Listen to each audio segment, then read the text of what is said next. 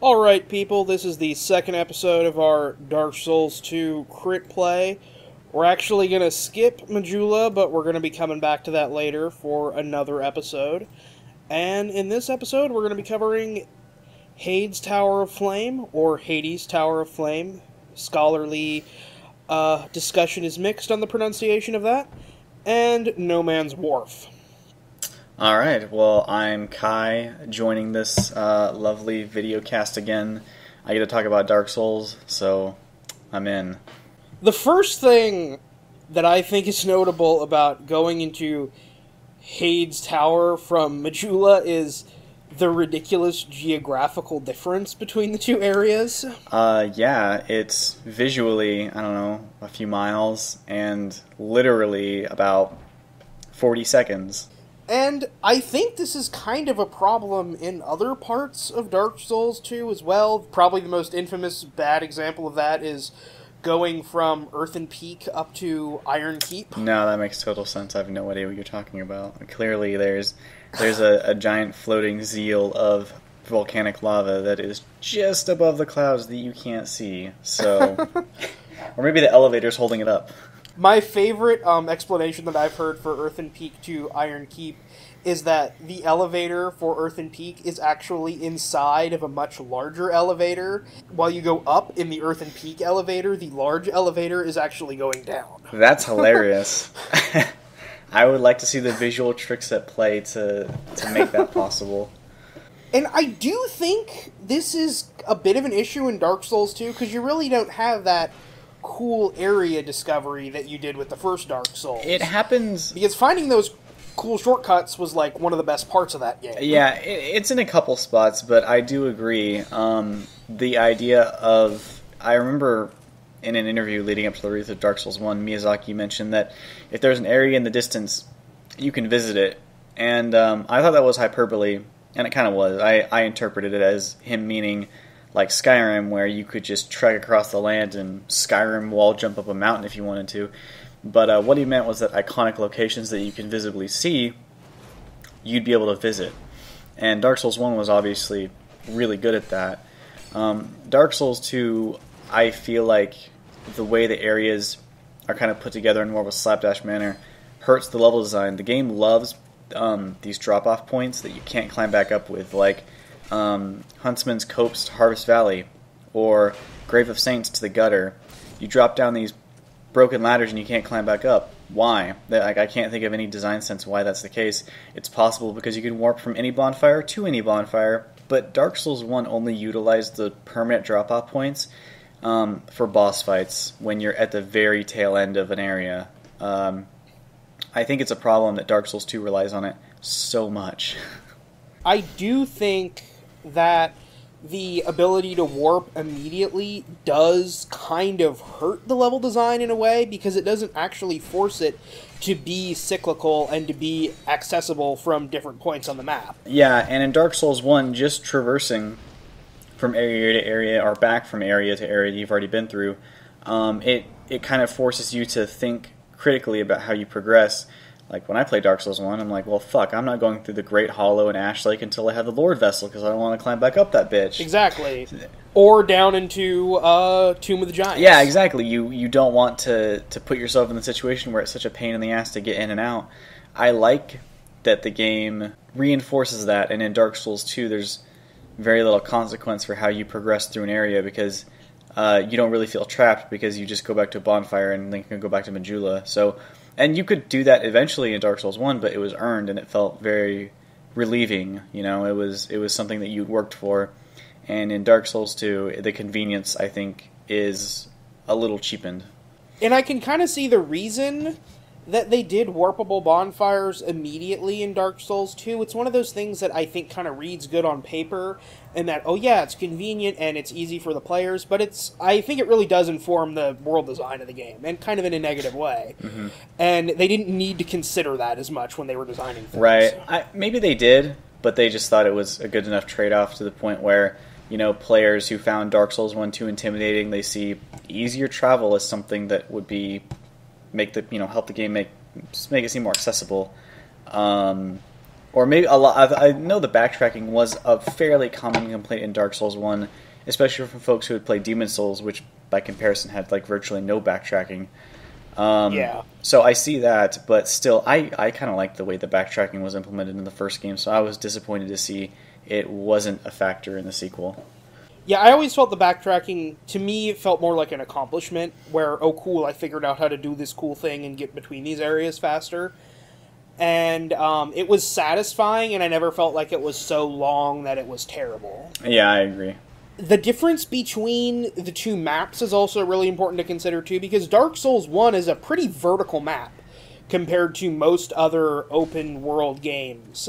That's how it gets away with a lot of its shortcuts, is because you can go up and down and get to another area, and you really don't get that as much with Dark Souls 2, because it's trying to portray a country instead of just this whatever Lordran is supposed to be. I don't really think it's a country, but... It's something that is definitely independent from the rest of the world. I don't know, like, Lordran was the place of gods, but also humans, and I almost want to think Olympus, but I don't. Anne Orlando kind of lends that impression, but the rest of the place shrugs. So, yeah, as for Heide's Tower itself, this is visually a really cool area. I really like the aesthetics of the sort of old temple half sunken into the ocean. I like the sunset constantly on the horizon, and it just gives it a really nice feel. It does look outstanding. It's a very visually striking area. I think that the precarious level design is cool, even though it is ultimately a very simple area. Yeah, then that's the other factor of this, is how exceedingly simple the level design is. Yeah, here. Also the enemies. It's basically the same enemy wielding a few different weapons. A lot of people complain about how the game just kind of recycles the same knight or humanoid-style enemies with a sword and shield type stuff over and over and over again. Heide's Tower, especially being so early in the game, really lends a poor impression of that, because it is literally that. It is some giant knight enemies with swords and shields, or two-handed sword or mace or something. And that's the entirety of the bestiary for the area, which is unfortunate. I think it works okay for an early area of the game, because there's a cool early area thing of how intimidating these enemies look, and how in actuality they're pretty easy to kill. They have pretty simple movesets that are pretty easy to dodge most of their attacks on. So, for a beginning player, you can kind of take on this big challenging enemy and, oh cool, I can actually defeat these guys by being smart and exploiting their moveset.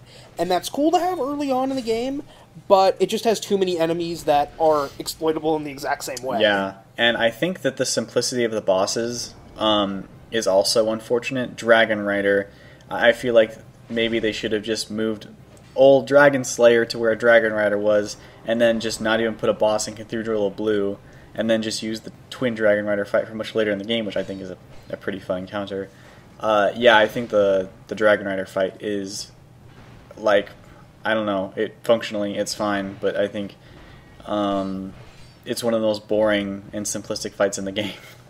Dragon Rider starts the trend for me, and I'm going to end up saying this a lot during this, of bosses that seem interesting on paper, but are just boring and interesting to actually fight. Because most of the bosses in this game, Dragon Rider included, kind of have interesting gimmicks behind them. Dragon Rider's being the whole raising levels of his arena to be able to fight him in different sizes. And that's kind of a cool gimmick. And if the boss fight were more interesting, that could have been really interesting. But he himself is just a big knight with a shield, which is unfortunately what a lot of bosses kind of end up being. Yeah, some of them get away with it by having gimmicks that make them stand out, like Smelter Demon, obviously one of the coolest fights in the game, I think. But yeah, for the most part, I think the sword and shield enemies they get out of hand, and I don't find that complaint as damning as so many other people do, but it is obviously a problem. It's a complaint that I have, and I kind of vacillate on how much of a bad thing I think that is. And one of the things that is unfortunate about Dark Souls 2 is that it is the third game in the series. So things that have been in the first two other games are kind of more notable as problems in this one than they might have been in the first two games. Like, Demon Souls obviously is the first one. Okay, you can do something in that because it's never been done before. Dark Souls, okay, you're maybe applying some things to this and bringing some stuff over, and I think with Dark Souls 1, I could be more accepting of some of their problems. But then Dark Souls 2 comes along, and they're still having some of those same, like, boss design problems of being a little too simple. And it's one of those, over time, it becomes more and more annoying.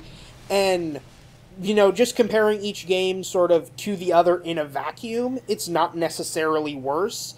But the fact that it's came out most recently and it's still having that problem makes it seem worse. Yeah, it's also mainly disappointing that the solution to making bosses harder in co-op is to just give them more health. That works in maybe a couple of them, but for the most part, I feel like most of the bosses could benefit from having better co-op buffing. Like maybe give them ads, like how they do in New Game Plus with a few bosses. That would have been terrific. You know, you fighting them in co-op, hey, the boss gets some minions to offset that. I feel like that there should have been better scaling to different situations to help make the more simplistic bosses more engaging, especially if you're playing with friends. Yeah, because the main difficulty that you fix when you add in a second partner is you split the boss's attention. That's the main thing that makes those boss fights easier. Giving them more health doesn't really increase the difficulty all that much, because getting the boss to split their attention between two different characters is a really, really, really good bonus. Mm-hmm. And then, of course, the other boss in this area, which we mentioned before, is Old Dragon Slayer. And I'm kind of torn on this boss. I don't really like where he is in the game, and I don't really like that he's sort of just Ornstein.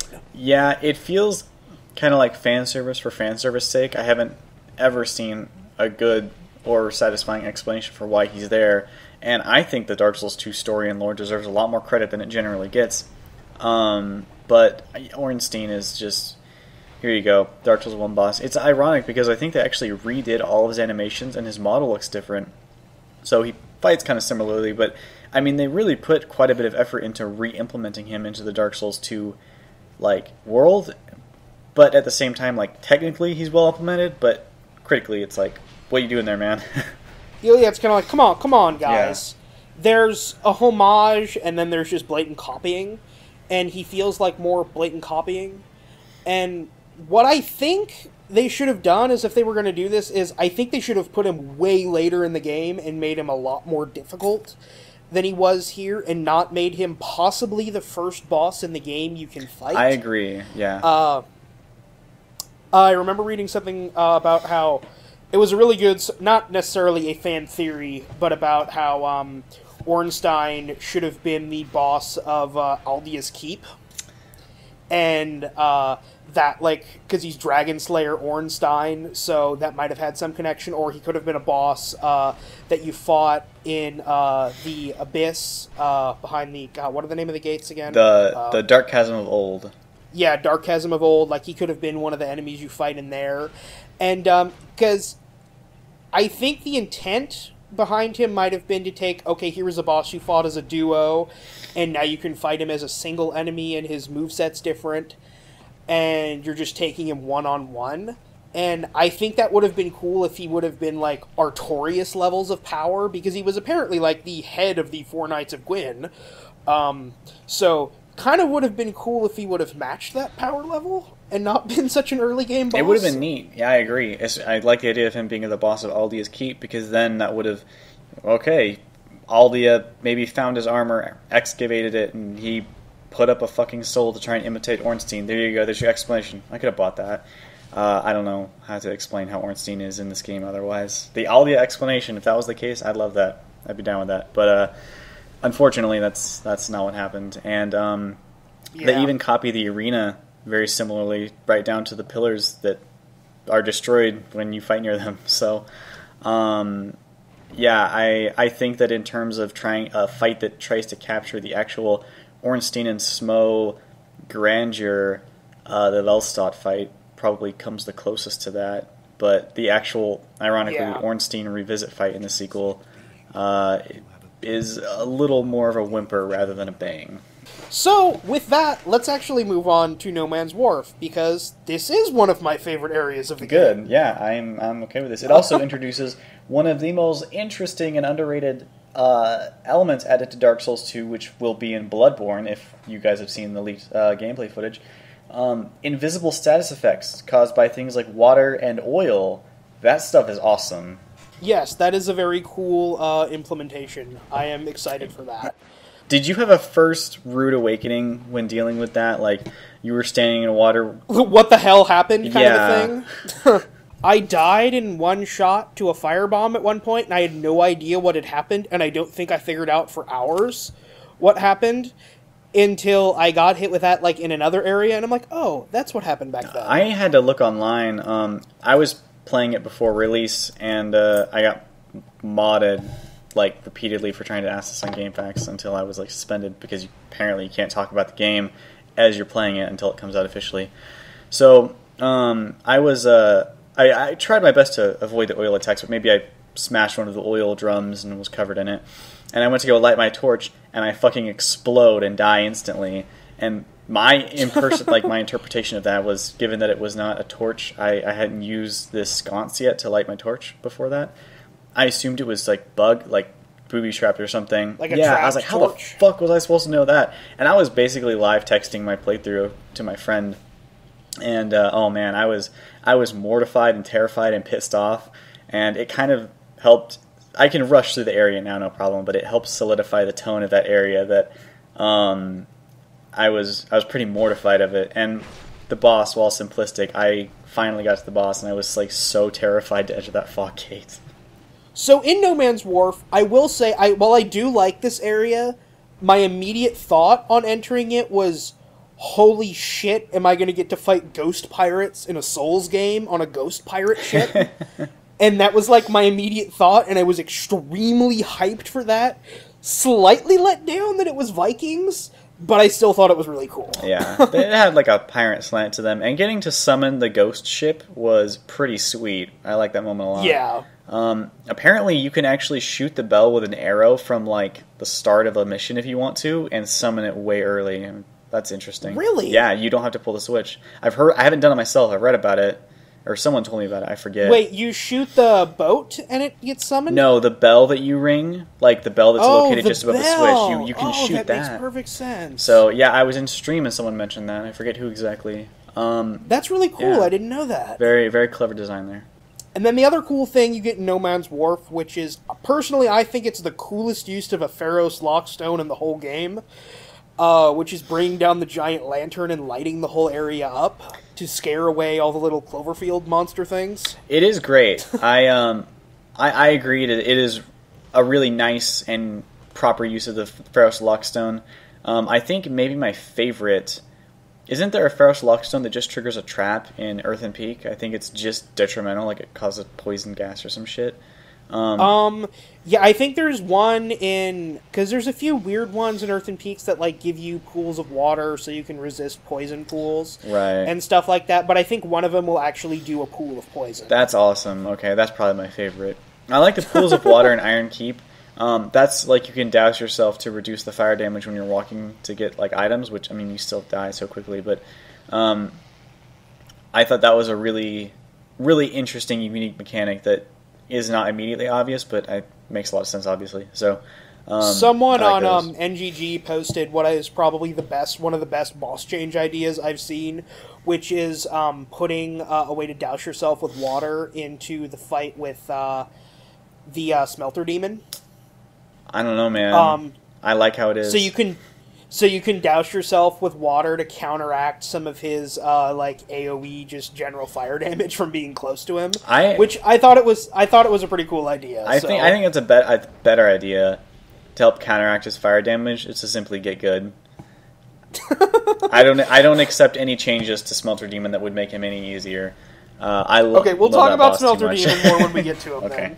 Then. I do really like the actual level structure of No Man's Wharf, too.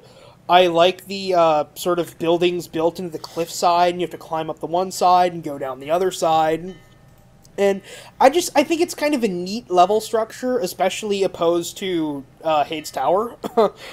Yeah, I agree. It was a lot more creative. You had to be a lot more careful of where you walked. Obviously, it was way more dangerous, even though the enemies didn't initially hit so hard and have as much health. But yeah, it's an area that is a lot more deadly and forces you to think more carefully. It's also a lot darker, so it's not as beautifully lit, so you have to be more careful. This is also the first area with Lucatiel. Lucatiel, my homie! Whenever people talk about how disappointing the NPCs are in Dark Souls 2, I'm like, man, like in the first 5 hours of the game, you meet Benhart, Lucatiel, and Gavlan, and I can't think of any NPCs to disprove that notion better. I mean, there's other NPCs I really like too, but I think Dark Souls 2 matches Dark Souls 1 in terms of NPCs, because I feel like Lucatiel is, in terms of the character that you summon a lot and you meet periodically over the course of the game, she's like the Solaire equivalent, especially because she is pretty friendly with you. She's initially a little more tsundere, I guess, but she's handled a lot more differently. I expected someone that would just try and play off of Solaire's popularity and personality, but she kind of fills that niche, but in a totally unique way, which I really appreciated. Honestly, I'm not really much of a fan of Lucatiel. I can see what they were going for with her character arc, but I think it's a little overdone, and I think she gives you a little too much information about why she is there and what she is doing. And I think it would have been interesting had she maybe not answered so many of the questions we had about her. I don't know. I like that we find out so much about her. I appreciate that she is so forthcoming about herself, and she mentions that later on, that it kind of ties into her whole character of how she's so scared of being forgotten, scared of death, and she wants to have importance and significance. And I think that's kind of conveyed with the fact that she is willing to express herself so much. So I think that was a really important part of her character. So I definitely it's one of those things. I can definitely see why people like her character. I didn't get as invested with her as I did with some of the other characters in some of the other games. But yeah, I think she works well enough. What doesn't really work well, at least pre all the patches, was her horrible AI. Oh yeah, I've got on-stream footage of that where I'm literally mentioning about how frustrating it would be for her to fall in the water on the way to the boss, and as I mentioned it, I have the same thing. Falls in the water on the way to the boss. Unbelievable. She did it twice in a row, actually. I have 3 separate recordings on 3 separate characters on 3 separate patches, all of which Lucatiel falls in the water. Yeah, I know the patches did not improve her AI, but at least they made her sturdier when you're actually fighting the bosses, so that getting the achievement for her is plausible now. And I will say, speaking of that too, I don't really like that trend of advancing the NPC quest lines in this one, of summoning them and forcing them to fight through a boss fight. I do. With you, in order to get the advancement on the rest. I'd rather just have you talk to them and meet with them. No, I like that the game expects you to actually participate with them. Anyone can talk to them. You don't actually have to dedicate or put any effort, really, to just talk to them in a few different areas of the game. I like that it's not really hard to do, but I like there is some kind of threshold, that there is something there that there's expectations that you will form some kind of bond with this character, because, if you summon them in battle, it displays that you appreciate them in some regard. Maybe you are just doing it for the achievement or their armor set or what have you. But I personally like that requirement. I could see having some kind of requirement, but I don't really like summoning them for the fights, because for some reason the NPCs that you have to summon to do the quest lines seem like they have way worse AI than the ones you don't. Like Ashen Knight Boyd and Jester Thomas kick all kinds of ass. Oh, and Masterless Glencower. But Lucatiel and Benhart can kind of be chumps. That's fine. I feel like that might be an intentional design decision, because they're the NPCs that you have the most incentives to summon, and they're the most common to summon. And I feel like that maybe it's to sort of make sure that they don't make the fights too easy when you're going for the achievement. I've actually never summoned Jester Thomas, or the person you can summon, Pilgrim something for the... Pilgrim Belclair. Yeah, Belclair for the Ruin Sentinels. Most of them are... Or Vengarl. Most of them I haven't summoned. Jester Thomas is this game's like version of Tarkus in that you can summon him and he can basically fight Mytha by himself. Oh wow, I should do that sometime. Yeah, Jester Thomas can kill Mytha on like New Game Plus by himself. That's so cool. Yeah, and he's and it's his fighting style is really cool because he's double pyromancy gloves. Oh wow! And he has like every pyromancy spell in the game. That's really awesome. Yeah, and then Ashen Knight Boyd can almost do the same thing with Duke's Dear Freyha. That's the only boss I'll reliably summon someone for. I hate that boss. Speaking of bosses, the boss of this area, which and people watching this, I posted impressions because I played the game a week early, and I didn't post anything about it until the night the game came out. And I had fought Dragon Rider and Flexile Sentry in my times, like, up until the point. Actually, no, I fought Dragon Rider, Flexile Sentry, and the Congregation in Brightstone Cove Soldera. And in my impressions, I was like, hey, I'm impressed that this game doesn't have any bosses that I don't think are complete pushovers. I will concede that Dragon Rider, wow, I was a chump at the time. I don't have an excuse for why I thought he was a challenge of any regard in my first playthrough.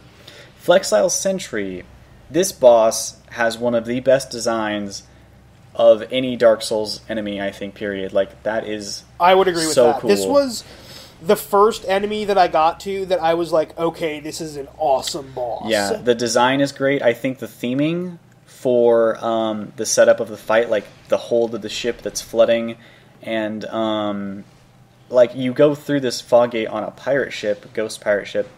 I had no idea what to expect, and I was really pleased with the enemy you fight. Very easy boss, at least until New Game Plus, where things are made much more interesting. Yeah. And I beat him my first try, and I didn't have much trouble, but the reason I didn't cite him as being a pushover is so far through the fight I noticed that my character was starting to move slower, and the water is rising at you as you fight, and I had to pick up the pace because I thought that maybe the water would rise so much to the point where you would drown and die. So I am pretty sure it does eventually. Really? Okay, I thought I've heard conflicting things, but I most recently heard that it'll rise up until a certain point and then stop, so it's just kind of like a movement detriment. But if it actually does eventually kill you, that's awesome, and I love that. Kind of like Dragon Rider, I would say it's a gimmick for a boss fight that is really cool, but I don't think it's implemented as well as it could have because I don't think it rises fast enough. Because Flexile Sentry isn't really a hard boss, and most of the bosses in this series in general, when you fight them, they don't take long periods of time. Even if they're difficult, it's usually either you're dead or they're dead, in a minute or two. Yeah, they're very quick. So, yeah, I agree. The water should have risen more quickly, especially if it can end up killing you, which, God, I hope it can. We gotta look that up. Because I've heard it can do that, but I'm not sure. But yeah, that's another one that goes in my list of cool concepts that maybe could have been implemented a little bit better. But yeah, the boss himself, he has a cool moveset, and I can see sort of why they put the pillar in the middle of the room, because it's obvious that it's there to block him and help move around him and stuff like that. But I also think it makes it easy. I can't really offer any, like, counter design things to make it better off the top of my head. But I like the fight enough. It's one of those... I don't want him to, like, completely redo it or anything, but it could use a couple of changes. Yeah, I like how he's designed so that you're... I don't know how well this works or doesn't work, but I like that it's one of the bosses where your first instinct isn't to just go and stand as close to his ass as possible. Yes. So, even though he is a pretty simple fight, it at least changes how you approach an enemy that's wielding a couple swords. So. And then you beat him, and you use your little ghost ship to move on to Lost Bastille, and that's pretty much the end of No Man's Wharf. Mm-hmm. I guess final notes on No Man's Wharf. This is where you meet Carhillion, who is... he's kind of a... Like, I don't want to say he's not a bad NPC, but he's kind of boring compared to a lot of the other ones, because he just kind of goes to Majula and that's it. Yeah, I think he's kind of indicative of a problem with a few of the NPCs that go to Majula. He's apparently Rosabeth's teacher, and yet you never see the two interact, and they never really talk about each other. Like, I mean, she talks about him, but then once he arrives, she's like, well, I'm going to try and do my own thing anyway. And it's like, well, okay, why mention him? So, the only other note I guess I'd have for No Man's Wharf is that this area really feels like it needs another bonfire. And there's an area of the map that really feels like there was a bonfire there at some point, and they just took it out. I'm glad they did. It's one of... I think that the game has a fucking probably 20 or 30% too many bonfires. Like, you could remove so many of them. I would agree with that for a lot of the areas, but I think it's a design problem, because I think there are areas where there are too many bonfires, like Huntsman's Copse. And I think there are some areas where there are not enough, or they are not placed intelligently enough to be useful. Like Earthen Peak's another one where they have like a bonfire every 2 minutes. Yeah, that place has 3 bonfires, which is wildly unnecessary. There's even one, like, a hidden one right before the boss, which is... why? But it's one of those things, I feel like it could have used another bonfire, for No Man's Wharf, specifically because of how you have to farm that area if you want certain items in New Game Plus, and running back to the ship every time is kind of a pain in the ass.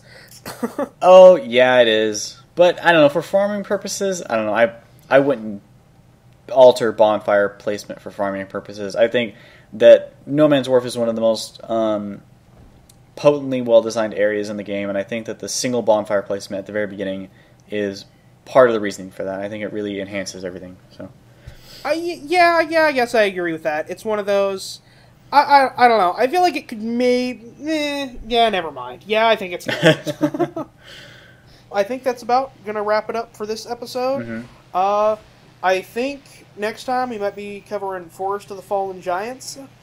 There's a lot to cover there. It's one of the more complex areas of the game. Mm-hmm. So look forward to that, and we will hopefully be back next week. I know there was a bit of a delay this time, but we had some recording issues about getting together and doing a recording. So hopefully that's not going to happen next time. Yeah. All right, everybody. So thanks for watching, and we will see you next week. All right, later, guys. Now, if you liked that, you might want to check out our crit play for Resident Evil 4. It's not with Kai, but it's the same format, so if you liked how this video worked, you might like that one too. And if you like Dark Souls, we have a full LP for the original Dark Souls, which my friend goes into playing blind, and I kind of guide him through it. And we also have an ongoing LP for Dark Souls 2. Kai also runs a few Dark Souls related things online, and I've tossed some links in the description of this video where you can check out his stuff.